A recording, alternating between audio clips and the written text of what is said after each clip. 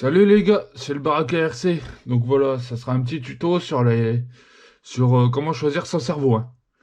Je vous rassure, hein, c'est pas ma calebasse hein, quand même. Parce que bon, c'est le chaos. C'est le chaos là-dedans. Bon bref.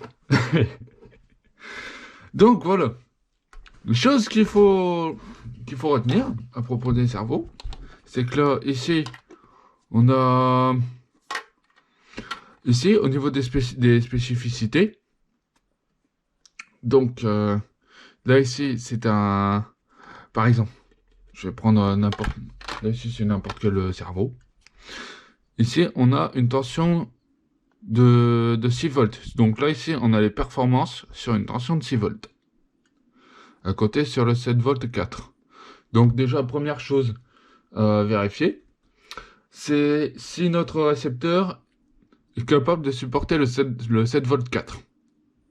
Donc dans ce cas-là, s'il est capable, chez certains variateurs, la plupart réglables, on peut mettre une tension à 7 volts 4. Ou alors, on peut augmenter le bec à 7 volts 4.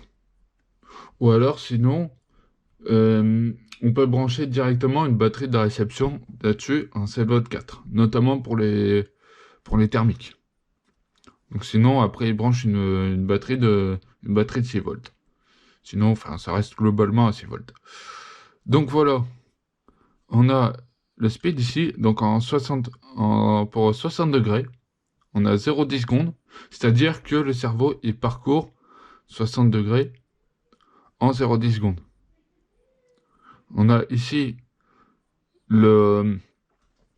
donc la force qu'il est capable de développer, en gros c'est la force où il bloque avant qu'il crame, avant que les pignons sautent, etc.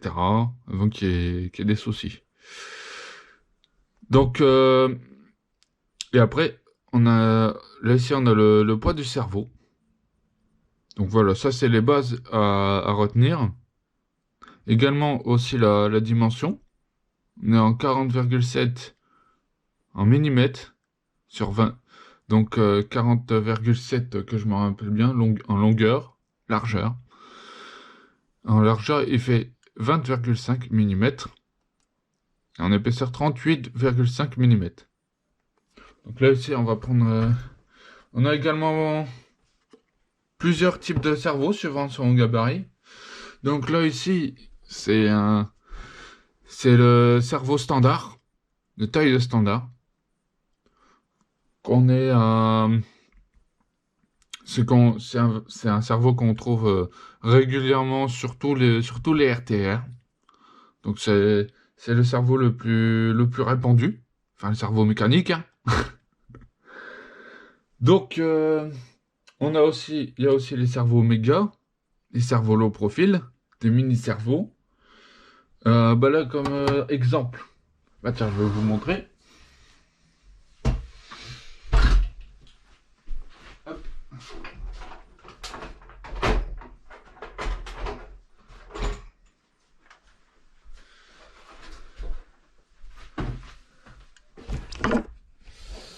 Que je vous montre un peu, hein. Donc voilà. Là ici, on a un cerveau méga. Ce sont des... Donc vous voyez, comparé à un cerveau standard, vous voyez un petit peu la taille. Donc en gros, qu'est-ce qu'il a de plus? Déjà, un cerveau XL, un gros cerveau comme ça, il développe il développe beaucoup plus de couple. Il est aussi beaucoup plus gourmand en énergie. Ce cerveau-là aussi, il est tout aussi rapide, il peut se montrer tout aussi rapide, etc. Mais c'est des cerveaux où on peut plancher, par exemple, sur du 40 kg, sur du 45 kg, voire plus encore. Donc ça, ce sont des cerveaux qui sont principalement utilisés sur les grosses échelles, comme là vous voyez en 1/5, ou aussi chez les hélicoptères et autres gros avions. Donc voilà. On a aussi en cerveau low profil. Je vous montre un peu.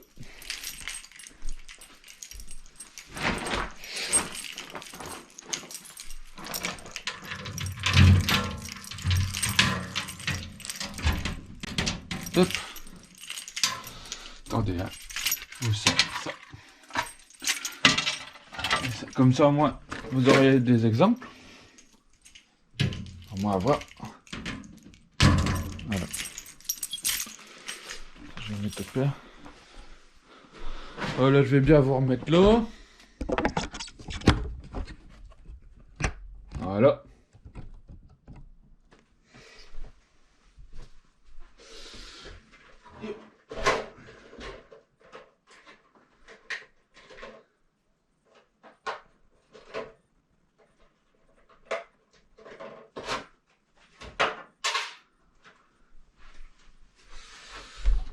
Voilà.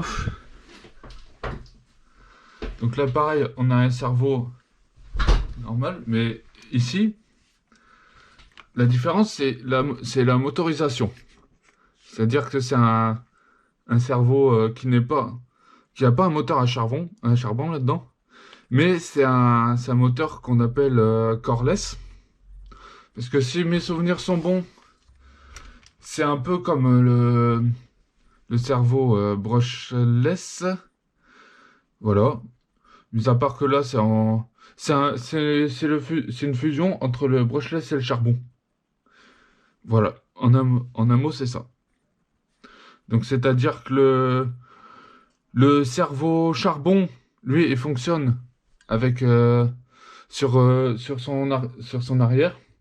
En gros, il y a deux charbons qui lui servent de conducteur, qui viennent le coller sur son axe. Et donc là, sauf que là, un cerveau brushless, lui, il n'y a pas de ça. C'est une technologie qui est assez différente, dans le sens où c'est sa cage qui lui sert également de courant conducteur. Et là ici, donc en gros c'est aussi c'est le mix des deux. Donc voilà. On a tac le cerveau.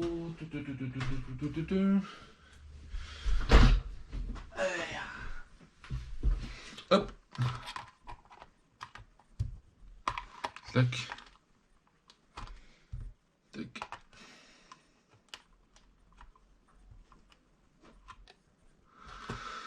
Voilà. Et là ici on a le cerveau mini. Voilà, qui est utilisé également dans les petites échelles comme ça, le 1,32, 1,24, surtout le 1,24. C'est après chez Kyosho là, je sais pas comment ça fonctionne parce que il me semble que c'est plutôt centralisé, surtout sur une même carte. Après, dites-le moi si je me trompe. Hein, il se peut très bien que je me trompe, j'ai pas la science infuse. Donc, voilà. Et là, ici, on a le cerveau low profile. Hop. Voilà, donc par rapport aux tailles standards.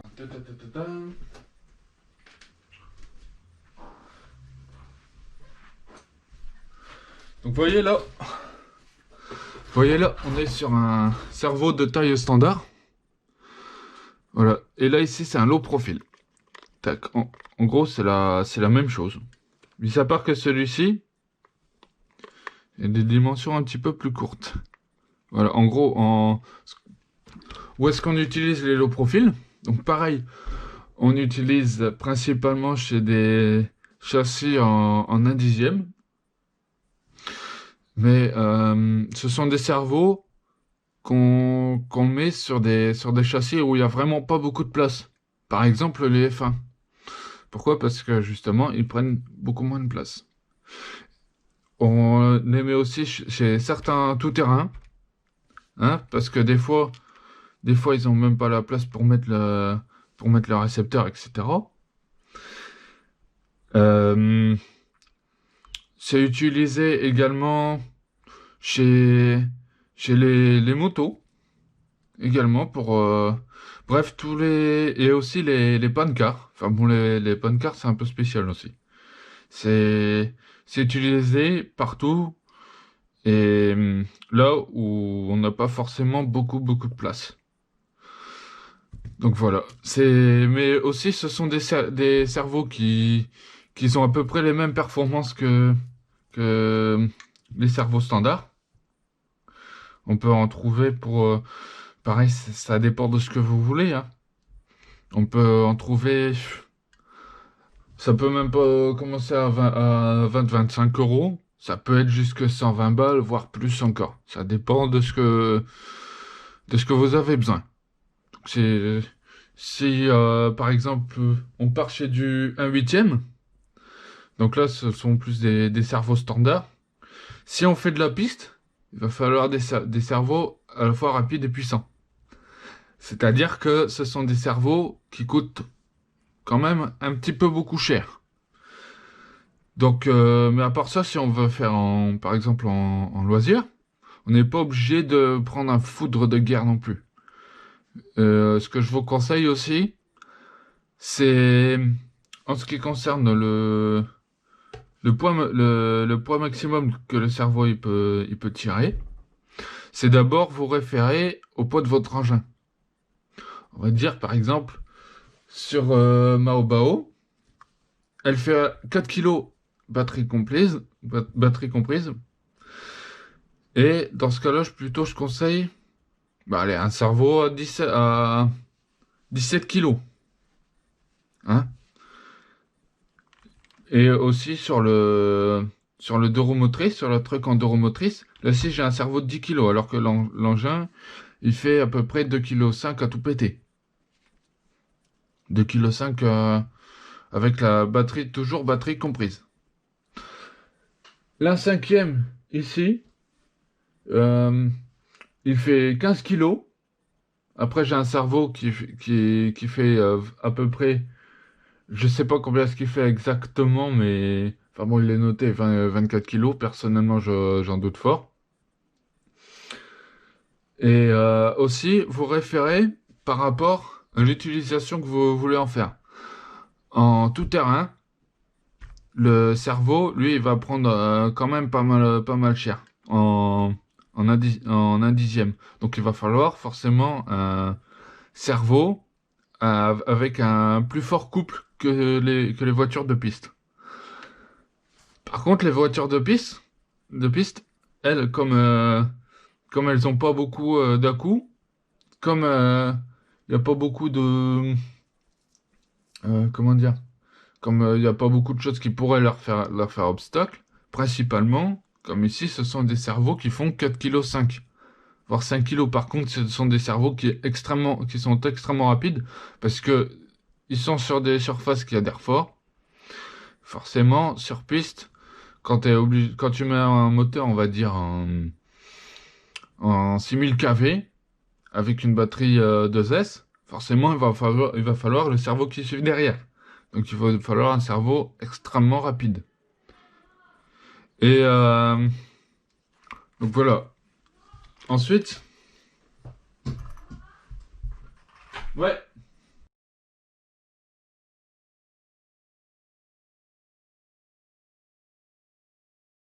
Donc voilà. Peut-être, tu vois, une petite interruption, c'était une shot course. Donc voilà. Laissez, je vais vous montrer que ça ressemble à l'intérieur d'un cerveau. Hop.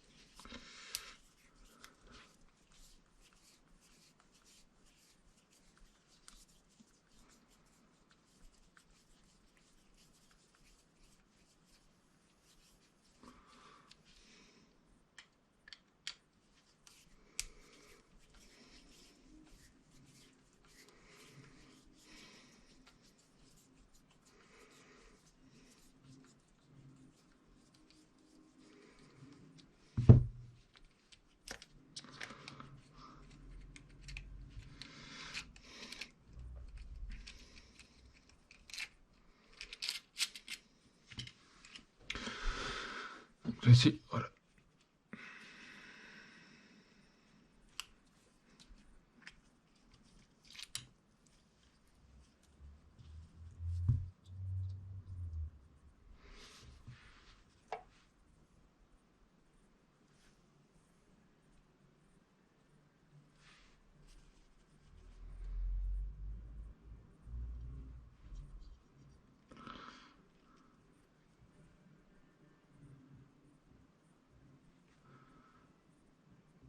Donc voilà à quoi ça ressemble.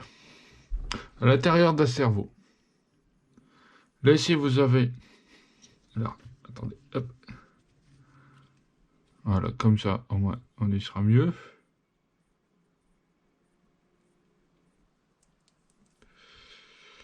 Voilà.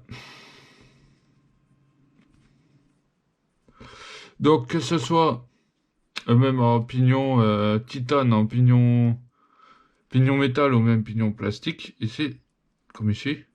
Donc là, c'est la même chose. Donc voilà, là ici, on a à l'intérieur du cerveau. Là ici, on a la cascade de pignon, qui vient ici, le moteur au centre. Et là, en fait, qu'est-ce qu'on a en dessous? C'est une petite carte qui joue ici comme une sorte de variateur. En un mot, cette carte, elle va vous permettre de dire que tout simplement, eh ben, si vous voulez tourner, on va dire à droite, il va dire, bah tiens, tu reçois à droite, mais à 80, on va dire par exemple à 90 degrés. Et après, c'est de l'autre côté, pareil pour 65 degrés, 10 degrés, etc. Donc là, en gros, c'est lui qui va permettre de dire ça. Et puis, ça évitera aussi que votre direction, elle force. Donc voilà, il y a tout qui passe par là. Donc, petit conseil, ne prenez pas les pignons titane, puisque sur le coup, ça peut paraître plus solide que les pignons acier, mais en fait, non. Enfin, que les pignons en ferraille. Parce que en vrai, le titane, il est certes plus solide que l'acier, mais sur de fortes épaisseurs. Par contre, sur les petites épaisseurs, comme ici, le pignon, il est très facilement cassant. Beaucoup moins que le plastique, mais il l'est. Donc, petit conseil, privilégiez plutôt les pignons en métal, comme ici. Voilà, petite parenthèse. Donc, voilà à quoi ça ressemble un cerveau à l'intérieur. Là, ici, on est sur du pignon plastique. Donc, ça, ici, c'est un cerveau, pareil, qui n'est pas étanche, tout simplement, parce que eux, les cerveaux étanches, eux, ils ont un petit joint ici sur le pourtour, et ici, là. Donc, voilà, c'est juste ce qui différencie d'un cerveau qui n'est pas étanche. À part ça, qu'est-ce qu'il y a d'autre? Ouais, donc en ce qui concerne les crawlers, ce qu'il faut savoir, c'est que ce sont des engins qui évoluent lentement. Enfin, par exemple, on va dire un crawler comme, voilà, comme celui-ci, de la MST CMX. Voilà, comme celui-ci. Donc, ce sont des engins qui évoluent même pas à quelques kilomètres heure, par contre, qui grimpent extrêmement fort. Ce sont des engins qu'on retrouve par exemple sur la caillasse, qu'on retrouve même dans les grosses flaques de boue, etc. Donc c'est des endroits qui demandent un cerveau très très coupleux, très très puissant. Pourquoi? Parce que tout simplement,